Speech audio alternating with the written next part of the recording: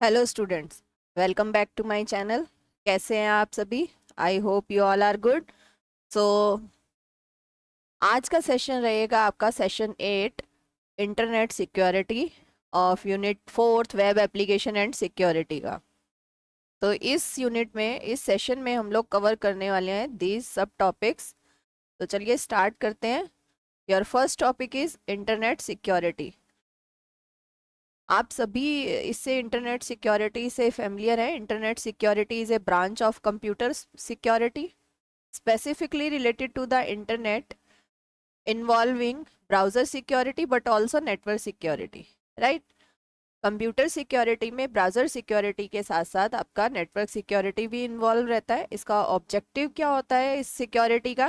Establish rule and measure to use against attack over the internet, right? The internet represent an insecure channel for exchanging information. अब ये information exchange होती है insecure channel पे, that lead to a high risk of intrusion और fraud such as phishing. इस phishing word को हम लोग अभी नेक्स्ट स्लाइड में समझेंगे। What is phishing? Through internet provide valuable information and entertainment, it may leave your computer insecure due to many online threats. इसमें क्या होता है, आपके कंप्यूटर जो होता है, जब भी आप इंटरनेट का यूज़ करते हैं, और इंटरनेट का यूज़ मीन्स आपको वो वैल्यूएबल इंफॉर्मेशन और एंटरटेनमेंट भी प्रोवाइड करता है। तो मीन्स आपका कंप्यूटर क्या होता है, इनसिक्योर होता है। तो इसके लिए आपको क्या करना पड़ेगा? Online threats such as phishing. Online threats क्या क्या हो सकते हैं? Such as phishing, email spoofing, chat spoofing etcetera can increase the chance of user getting compromise. अब क्या होते हैं ये? स्पूफिंग क्या होती है, फिशिंग क्या होती है, इसको हम समझते हैं क्या होती हैं ये। First is fishing. When a hacker launch a phishing attack, he or she is tried to trick you into a believing that the message is from a legitimate source so that you will click a link or download an attachment। कभी कभी आपने देखा होगा, आपको कभी कभी mail आता है कि आपने 50 लाख की लॉटरी जीत ली है। तो इस तरीके के मेल आते हैं और आप कभी कभी उसे ओपन भी कर लेते हैं और इन्फॉर्मेशन डाल देते हैं, पर this is a phishing scam, right? Phishing attack. तो चलिए नेक्स्ट देखते हैं, what is email spoofing and chat spoofing. Email spoofing क्या होती है? The recipient think that the letter came from a friend or legitimate company because the header of the letter has been changed. क्योंकि उसका जो header होता है letter का, वो चेंज कर देते हैं। वो इस तरीके से उसे रिप्रेजेंट करते हैं कि वो जो मेल है वो या तो किसी लेगिटिमेट कंपनी के थ्रू आया हुआ है, ऑथराइज्ड कंपनी के थ्रू आया हुआ है। कुछ स्पेलिंग्स में कुछ ना कुछ मिस्टेक्स रहती हैं, जैसे SBI की जगह रहेगा SBE, है ना? या आई की जगह रहेगा डबल आई हो जाएगा। तो इस तरीके से कुछ रिप्रेजेंट कर दिया जाता है। Fake email from a friend with a malicious link, ठीक है? Fake email from a CEO demanding confidential company data, fake email from the seller asking for bank detail.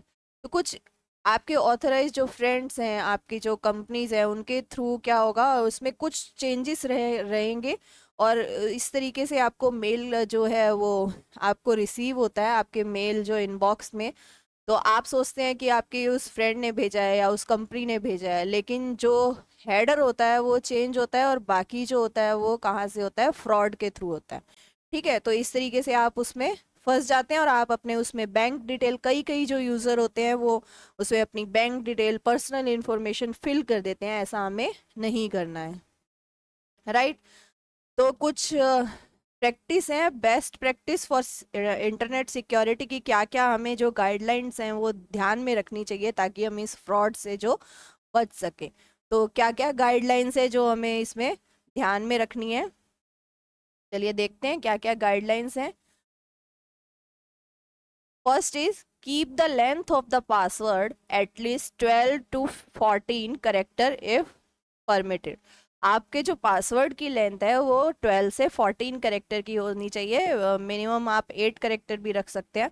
Avoid keeping password based on repetition, आपका password आप बार बार repeat मत करिए कि हर जगह आप कभी किसी वेबसाइट पे भी वही पासवर्ड दे रहे हैं और किसी और पे भी आप वही पासवर्ड दे रहे हैं। डिक्शनरी वर्ड, लेटर और number sequence, user name, relative और पेट नेम, ओके इसके अकॉर्डिंग आपका पासवर्ड नहीं होना चाहिए। Including numbers and symbol in password if allowed, आपका जो पासवर्ड है उसमें आप स्पेशल करेक्टर का यूज़ कर सकते हैं, नंबर्स का यूज़ कर सकते हैं, राइट।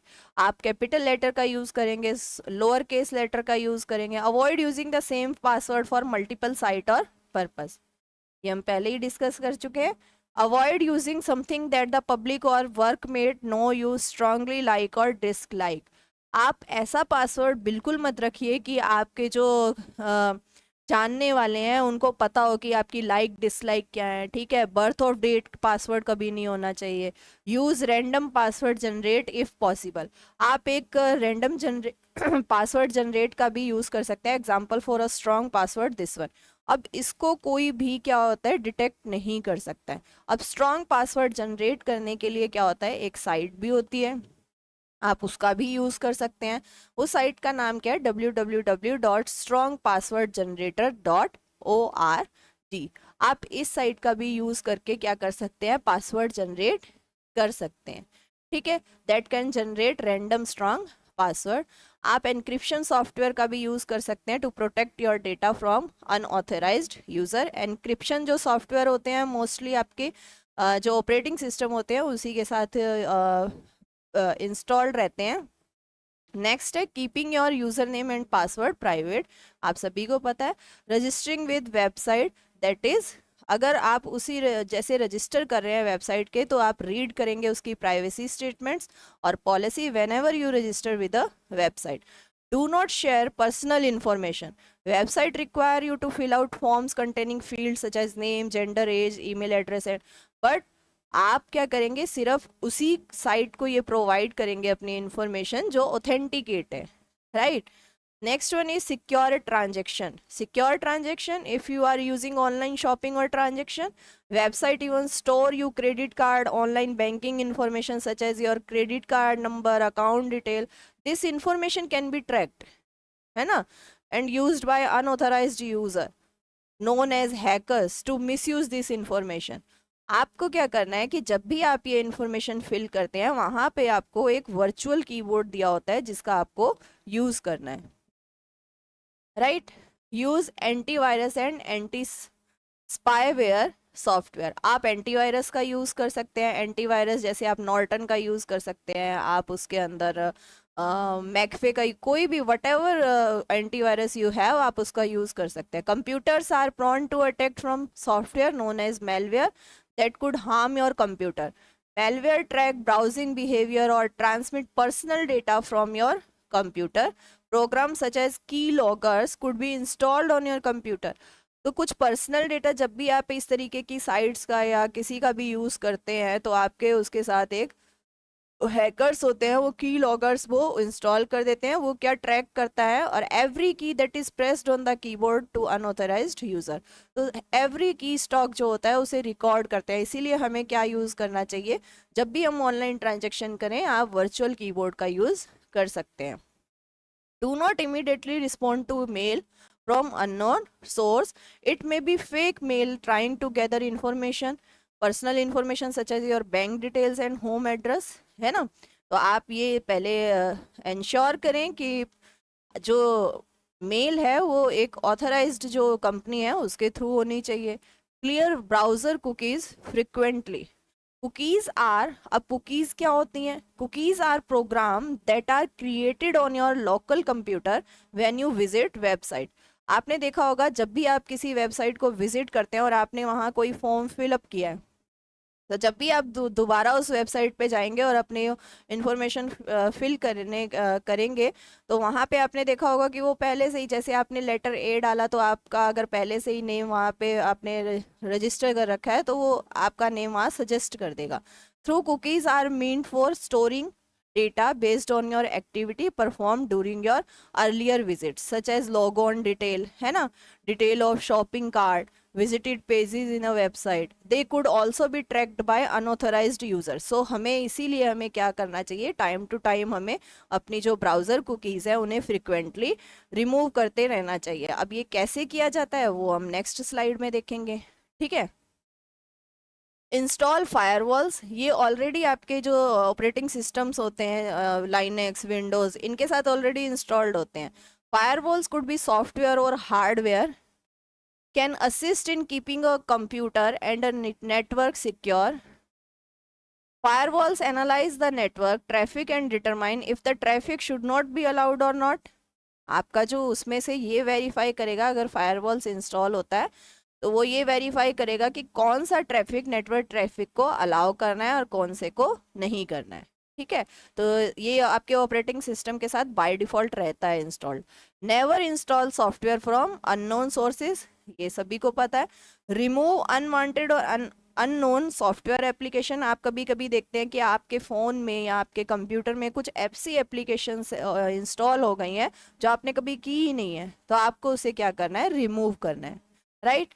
अब नेक्स्ट है clearing data in browser. Web browser have built in password management designed to store password used in form on website. Browser open prompt to save username and password. आपने देखा होगा जब भी आप user name or password कहीं पे भी आप क्रिएट करते हैं तो आपके ऊपर प्रॉम्प्ट होता है एक मैसेज कि do you want to save this username and password. तो आप उसे यस करते हैं तो जब भी आप वो साइट ओपन करते हैं, सिर्फ आप जैसे ही आप यूजर नेम डालते हैं आपका ऑटोमेटिकली वहाँ पासवर्ड भी वहाँ इंसर्ट हो जाता है. This facility is offer to user so that they can log on to their frequently used website without having to type the user name or password. It is not advisable to leave the web browser store this data particularly on public or shared computer. तो ये strongly recommend किया जाता है कि आप इस तरीके से जो पासवर्ड और यूज़र नेम है वो पब्लिक कंप्यूटर और शेयर्ड जो कंप्यूटर है वहाँ पे आप इसे सेव नहीं करेंगे. अब ये डेटा कैसे क्लियर किया जाता है, चलिए वो भी हम लोग देखते हैं. इसके अंदर आप जाएंगे गूगल क्रोम में. गूगल क्रोम में आप जाएंगे, यहाँ पे क्लिक करेंगे. ये जो 3 डॉट्स आपको यहाँ शो हो रहे हैं राइट हैंड साइड में कॉर्नर पे, यहाँ क्लिक करने के बाद मोर टूल्स पे जाएंगे और क्लियर ब्राउजिंग डेटा. या तो आप इस तरीके से कर सकते हैं. इसकी शॉर्टकट की है कंट्रोल शिफ्ट और डिलीट. आप इसका भी यूज़ कर सकते हैं, कंट्रोल शिफ्ट और डिलीट का भी यूज़ कर सकते हैं. जैसे ही आप इसे प्रेस करेंगे यहाँ पे जाके मोर टूल्स पे क्लियर ब्राउजिंग डेटा, आपके सामने इस तरीके से क्लियर ब्राउजिंग डेटा की जो विंडो है वो आपके पास ओपन हो जाएगी. आप इसके अंदर से browsing history, download history, cookies and other site data, इस तरीके से आप इसे रिमूव कर सकते हैं. राइट. लास्ट 1 आवर की, 24 आवर्स की, 7 डेज की, 4 वीक्स की, ऑल टाइम्स की, आप ये आपके ऊपर डिपेंड करता है. बेसिक्स में आप देख सकते हैं, बेसिक्स में आप डिलीट कर सकते हैं. तो यहाँ पे क्या होता है, एडवांस के अंदर और ज़्यादा फीचर आ जाएंगे, उसे आप डिलीट कर सकते हैं. राइट. क्लियर डेटा कर सकते हैं, नहीं करना चाहे तो कैंसिल कर सकते हैं. राइट. आई होप आपको ये वीडियो पसंद आई होगी.